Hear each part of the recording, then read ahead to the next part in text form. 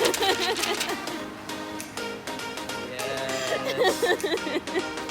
Come here. Hej och välkomna. As you can see, we are finally both together in Sweden. And this is actually a little bit earlier than what we've thought, or what we thought like about a little bit over a week ago, when the travel ban was until the 15th of June. And that ban is actually now extended until the end of June.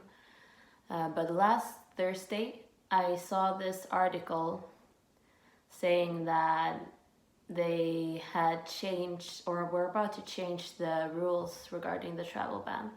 And I went to the government's website, and they said that they were going to clarify some parts of the exemptions, and one of them were that people with residency that were going to move to Sweden to live with a Swedish citizen, they were going to be able to enter the country. And yeah, obviously we got super happy, and I looked into it a little further, and they said that the rules were gonna change on Monday. So we just got Chris a flight from LA on Monday, landing in Gothenburg on Tuesday. And yeah, he will share his experience about this. So as Lovisa said, I obviously made it here. I flew from LA. The biggest obstacle I think on the trip was departing LA, getting out of the States. I flew KLM, LA to Amsterdam, Amsterdam to Göteborg. And KLM just really wanted to make sure that I had the proper documentation and that I was able to get into the EU. So if I was unable to get into the EU, then KLM would be fined. And I'm not sure how big the fine was, but it must have been quite hefty because they were extremely strict at the airport. So I had to contact the Swedish embassy in DC to ask them to provide me with a letter written in English, because the documentation I had was only written in Swedish. So going back and forth, it took all about an hour, as Lovisa said, and finally I got the documentation and was able to give that to the airline, and they were happy with that. So it worked out. And then when I got to Amsterdam to get into the EU, I gave them my letter that said I got residency in Swedish, as well as showing them the letter that I had just gotten in English.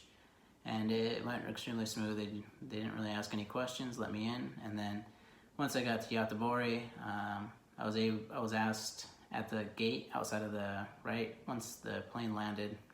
There was immigration officials, but they're extremely friendly, and I got the official Välkommen till Sverige.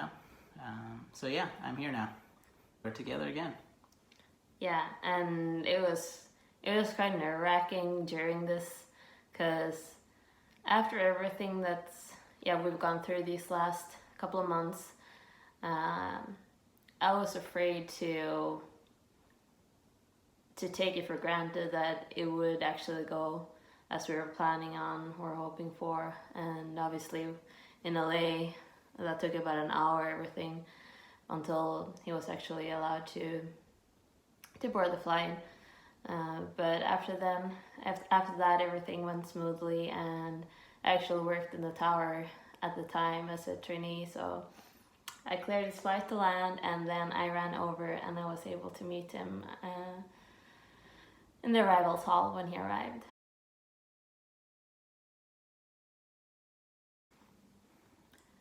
So before this change, I actually wrote an email to the government, to the department that is in charge of handling the travel ban, where I just highlighted these issues, and I said something about that. Is this supposed to be like this, that you have residency and you can't enter, and at the same time people from other EU countries can come here just as tourists? And a few days later I found out that there was a group on Facebook where other people had done exactly the same. Other people in our position had written emails to the government as well. I received a reply on my email just 2 to 3 days later, where they explained the reasons for the travel ban and why it's written the way it is. But they also said that they are aware of this issue and they will look into it and continue to talk about changing, if they will change the travel ban. And they advised me to just keep myself updated on the government's website.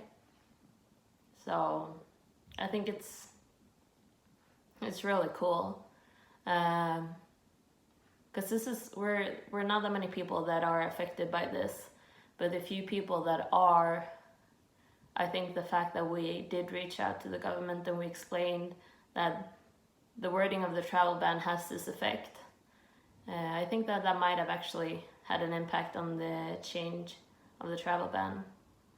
So I think it's important to at least try. That's all you can do. That's what I thought when I sent the email. It's probably not gonna help, but it's worth a shot. And well, we will never know if that was what did it, but at least they did actually change the rules, and that's how Chris was able to finally get here.